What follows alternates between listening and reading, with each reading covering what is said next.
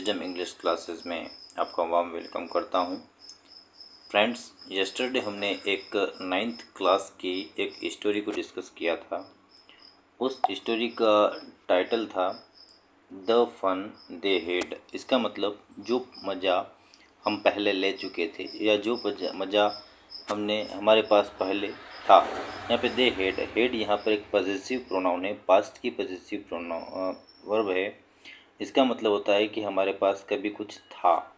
तो इस स्टोरी को हमने कल एक डिस्कस किया था। इसका ब्रीफ इंट्रोडक्शन आपको बताया था कि किस तरह से पास्ट की जो फ्यूचर की एक घटना है, उस फ्यूचर की घटना में एक मार्गी नाम की लड़की को के भाई को एक बुक मिलती है जिसमें वह बताता है कि किस तरह से पुराने ज़माने में लोग स्टडी किया करते थे और अभी 2024 चल रहा है। और जब फ्यूचर की हम स्टडी की बात करें तो यहाँ पर ये आपके सामने एक पिक्चर दिया गया है। इस पिक्चर में किस तरह से फ्यूचर में पढ़ाई होगी, किस तरह से बच्चे पढ़ाई फ्यूचर में करेंगे, ये हमने इस स्टोरी के माध्यम से भी कल डिस्कस किया था। आज हम आपके सामने फिर से लेकर के हाजिर हैं। यही एक 9th क्लास की लेसन है जिसका नाम है द फन द हेड। इसके हम आगे डिस्कस करेंगे कि आगे इस स्टोरी में अब क्या हुआ है और किस तरह से डायरी उसको मिली है और इस डायरी में क्या क्या पढ़ते हैं और किस तरह से इस स्टोरी में आगे के घटनाक्रम को हम पूरा स्टेप बाय स्टेप समझने की कोशिश करेंगे और इसमें आने वाली वर्ब को भी डिस्कस करेंगे। तो अगर आप हमारे इस चैनल पर न्यू हैं तो हमारे इस चैनल को सब्सक्राइब कर बेल के आइकन को प्रेस करना ना भूलें ताकि हमारे आने वाले वीडियो का नोटिफिकेशन आपको मिलता रहे। तो चलिए आपका ज़्यादा टाइम वेस्ट ना करते हुए शुरू करते हैं। मार्गी even wrote about that night in her diary. तो मार्गी ने लिखा था about it that night in her diary. उस चीज़ के बारे में लिखा था अपनी डायरी में। ऑन द पेज हेडेड, उस पेज पर 17 मई 2157 को लिखा था।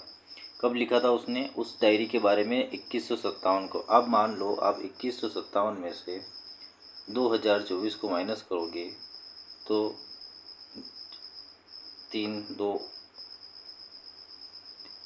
3 1 0 मतलब लगभग 133 साल बाद की हम बात कर रहे हैं कि 133 ईयर के बाद जो हमारा फ्यूचर होगा, किस तरह से स्टडी होगी, यह यहाँ पर आपको बताया गया है।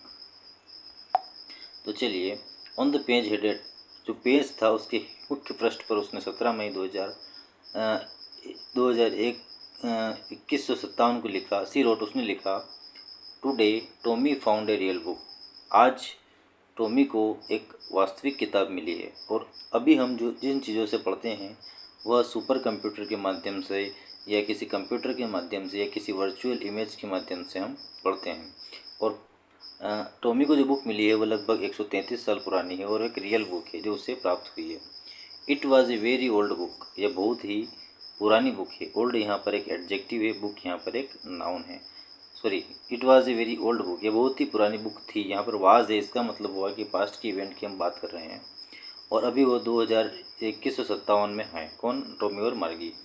मार्गीज ग्रैंडफादर वंस सेड, एक बार मार्गी के जो दादाजी थे उन्होंने वंस ने एक बार सेड ने कहा था कि that when he was a little boy his grandmother, जब वो छोटे बच्चे थे तब उनके ग्रैंडफादर ने told him that there was a time when all stories were printed on paper. तो उसके दादाजी की जब बात हो रही है कि उसके दादाजी ने उनसे कहा था कि जब वह छोटे थे, देयर वाज ए टाइम, तब वह समय था, when all stories were printed on paper, तब जितनी भी कहानियाँ थी उन सभी कहानियों को हम पेपर के ऊपर प्रिंट किया करते थे। यह उस टॉमी के दादाजी की बात है, मतलब कितने साल पुरानी बात है यहाँ पर कहा गया है। They turn the pages, way pages को टर्न कर सकते थे। विच वर येलो एंड क्रिंकली, जो पीले कलर के थे, एंड क्रिंकली थे। क्रिंकली का मतलब होता है, यहाँ पर नोट कीजिएगा, CRINKLY। क्रिंकली का मतलब होता है विथ मैनी फोल्डर लाइन, मुड़े हुए पन्ने, टेढ़े मेढ़े पन्ने, मुड़े हुए पन्ने। इम्पोर्टेंट वर्ब है, आ सकती है। मुड़े हुए पन्ने या टेढ़े मेढ़े पन्ने को हम कह सकते हैं क्रिंकली। देखिए यहाँ पर लिखा हुआ भी है, ये क्रिंकली का मतलब विथ मैनी फोल्ड्स और लाइंस, मतलब उस बुक के ऊपर काफ़ी कुछ फोल्ड्स हो गए थे, मतलब वो सलवटें उसमें हो गई थी उनके उस बुक के कवर के ऊपर, पेज के ऊपर काफ़ी सलवटें थी और काफ़ी लाइंस भी उनके ऊपर दिखने लग गई थी, इतनी ओल्ड बुक्स थी वो। And it was awfully fun, और यह it was awfully fun and it was awfully funny, और यह एक भयानक रूप से बहुत ही मजाकिया किताब लग रही थी मुझे तो, कि पुराने ज़माने में उन लोगों को इतनी भी अक्ल नहीं थी, वो इस किताब से पढ़ते कैसे होंगे। To read words that stood still instead of moving the way they were supposed to on in screen you know. अब वो बोल रही है कौन, मार्गी, कि इट वाज awfully, ये कितना भयानक था, कितना डरावना था और कितना फनी भी था। To read words that stood still instead of moving, कि हम उन स्टूड स्टिल, जो स्टिल का मतलब हमेशा एक जगह स्थित, स्टिल रहने के बजाय, और मूविंग मतलब वो जो वर्ड्स थे वो एक जगह स्थायी थे। जैसे कि अपन कोई बुक पढ़ते हैं ना, तो उसके अंदर जो वर्ड्स होते हैं वो हमें मूवमेंट करते हुए दिखाई नहीं देते हैं, वो एक जगह स्टिल होते हैं। तो कैसे पढ़ते होंगे लोग स्टिल वर्ड्स को, इंस्टेड ऑफ मूविंग, इसके बजाय मूविंग वर्ड्स के बजाय वो स्टिल एक जगह ठहरे हुए शब्दों को कैसे पढ़ते होंगे। The way they were suppose to, मतलब उन्होंने ऐसा सोचा, ऑन ए स्क्रीन, इसके बजाय ऑन एन ए स्क्रीन, एक स्क्रीन पर, यू नो, आप जानते हो कि जो वर्ड होते हैं वो घूमते हुए रहते हैं और एक जगह स्थायी नहीं रहते हैं। तो कोई भी व्यक्ति किसी भी स्थिर या बिना हिलने वाली चीज़ को कैसे पढ़ सकता है। And then when they turn back to the page before, और हम उस किताब के पन्ने को वापस पिछले पन्ने पर भी ले जा सकते थे, लेकिन यह कंप्यूटर में पॉसिबल नहीं था। एक बार कंप्यूटर में हम कोई बुक आगे कोई स्लाइड आगे ले लेते थे तो स्लाइड पीछे नहीं होती थी, फिर उसमें उसे ढूंढना पड़ता था या वो कहीं खो जाती थी। लेकिन बुक में ऐसा नहीं है, बुक में हम किसी भी पेज से, किसी भी पेज, फर्स्ट वाले पेज से लास्ट पेज पे जा सकते हैं और लास्ट पेज से फर्स्ट वाले पेज पर आ सकते हैं, और वो भी बिना मूवमेंट वाले पन्नों को हम पढ़ सकते हैं। It had the same words on it, और वही सेम वर्ड को वापस पढ़ते हैं। जैसे कि अगर हम कंप्यूटर की स्क्रीन पर अगर किसी शब्द को देख रहे हैं और दोबारा हम उसी शब्द को अगर देखना चाहते हैं तो वो हो सकता है उसकी स्टाइल चेंज हो जाए, उसकी जो फ़ॉन्ट है वो चेंज हो जाए। लेकिन बुक में ऐसा नहीं होता है, जब हम फर्स्ट पेज पर आते हैं तो हमें वही फ़ॉन्ट दिखाई देता है जो हमने पहले देखा था। It had had when they it had It had when they read it the first time. It had when they read. यह ऐसा वक्त था जब उन्होंने उस शब्द को पहली बार पढ़ा था। गी सेड टोमी, सोमी ने कहा, गी वाट ए वेस्ट, कितने वेस्ट वाली बात है। When you are through with the book, कितनी वेस्ट वाली बात है। When you are through with the book, तुम्हें इस किताब को फेंक देना होगा। You just throw it away, तुम्हें इसे फेंक देना चाहिए। आई गेस, मेरा ऐसा मानना है। Our television screen must have had a million books, हमारे टेलीविज़न स्क्रीन पर कितनी सारी बुक्स हैं, हज़ारों किताबें मिल जाएगी। तुम इस तुच्छ किताब का क्या कर रहे हो, तुम्हें इसे तो फेंक देना चाहिए। ऐसा मार्गी ने उसके भाई से कहा कि our television screen must have had a million books, हमारे टेलीविज़न स्क्रीन को मस्ट हैव मतलब उसमें होना चाहिए, हैड ए मिलियन, कम से कम 1 मिलियन किताबें होना चाहिए उसके अंदर, ऑन इट, उसके अंदर। And it's good for plenty more, और यह अच्छा है कि वह इतनी सारी कैपेसिटी को स्टोर करके रखता है। I wouldn't throw it away, और मैं उनको बिल्कुल भी नहीं फेंकूँगी। Same with mine, same with mine, ऐसा मेरा साथ भी है।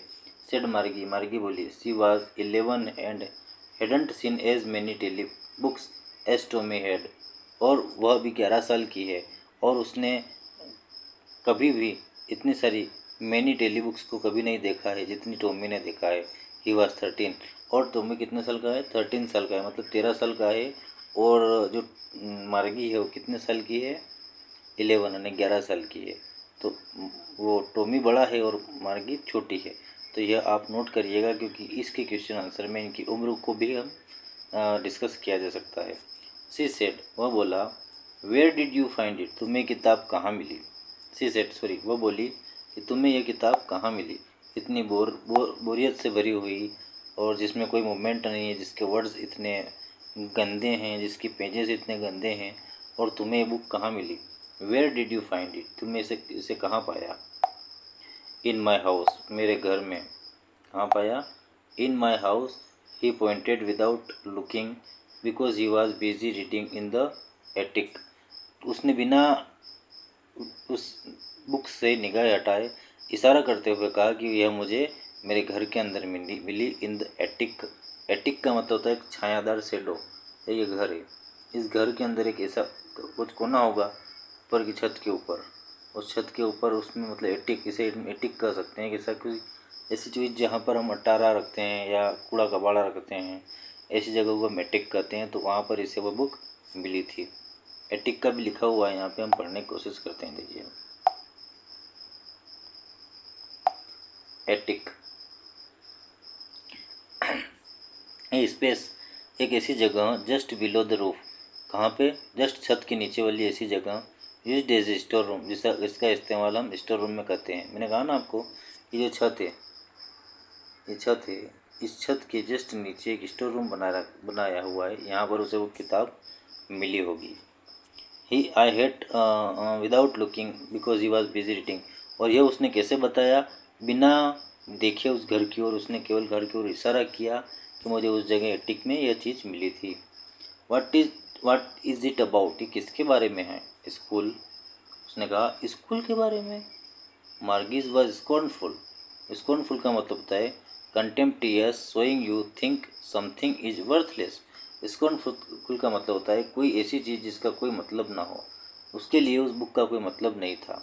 तुम्हें मिली, और वो किताब ऐसी मिली जिसका स्कूल से कोई लेना देना है, और वो भी इतनी घटिया किताब, और इसका स्कूल से तो कोई लेना देना हो ही नहीं सकता, क्योंकि हमारे ज़माने में तो इतने सुपर कंप्यूटर हैं, हम उससे पढ़ाई करते हैं, और एक छोटी सी किताब और उसके मुड़े हुए पन्ने, इतनी गंदी किताब, इसका स्कूल से क्या लेना देना।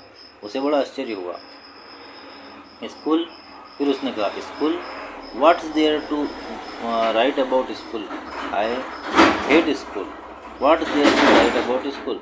तो इसमें स्कूल के बारे में ऐसा क्या लिखा है, व्हाट्स देयर, इसमें क्या है, टू राइट जो लिखा है अबाउट स्कूल के बारे में, आई हेट स्कूल, मुझे तो बिल्कुल स्कूल पसंद नहीं है। कौन बोला, मार्गी बोली। मार्गी ऑलवेज, अब आगे पढ़ना है। मार्गी सॉरी मार्गी ऑलवेज हेटेड स्कूल, मार्गी हमेशा स्कूल से नफरत करती थी। बट लेकिन now see hated it more than ever, लेकिन वह हमेशा से ही स्कूल से नफरत करती आई है। The mechanical teacher had been giving her test. अब मैकेनिकल इंजन टीचर कौन है, वो उसका रोबोट।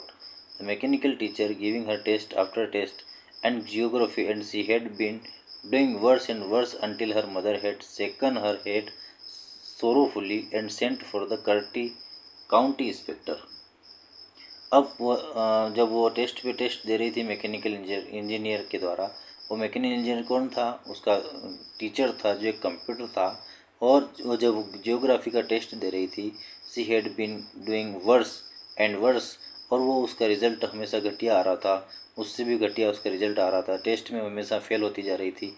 जब तक उसकी मम्मी ने उसका सिर हिला के मना न कर दिया, हैंड सोरोफुली, दुखीपूर्वक, and sent for the country county inspector, और जब तक कि उसे काउंटी इंस्पेक्टर के पास ना भेज दिया, जब तक उसकी मम्मी ने उससे ना कहा, बुलाया नहीं, और दुखपूर्वक उससे कहा कि तुम अब जा सकती हो काउंटी इंस्पेक्टर के साथ पास, और अपने सुपर कंप्यूटर की जांच करवा सकती हो कि तुम्हारा इतना वर्ष और इतना घटिया रिजल्ट क्यों आ रहा है। हो सकता है तुम्हारी गलती ना हो और इस कंप्यूटर की गलती हो। ठीक है दोस्तों, तो यहाँ तक अभी हमने इस स्टोरी को डिस्कस किया है। इससे आगे हम इस स्टोरी को कल डिस्कस करेंगे। यदि आपको हमारे वीडियो अच्छा लगा हो तो इसे अपने दोस्तों के साथ शेयर कीजिए, और अगर आप 9th क्लास में हो तो यह पूरा लेसन आप हमारे साथ देखें, हमारे साथ सीखें कैसे इंग्लिश को पढ़ा जाता है। और अभी तक अगर आपने हमारे इस चैनल को सब्सक्राइब नहीं किया है तो हमारे इस चैनल को सब्सक्राइब कर बेल के आइकन को प्रेस करना ना भूलें, ताकि हमारे आने वाले वीडियो का नोटिफिकेशन आपको मिलता रहे। और इस चैनल को सब्सक्राइब जरूर करिएगा। Subscribe, SUBSCRIB। Thank you for watching. Thanks. Okay, goodbye, good night.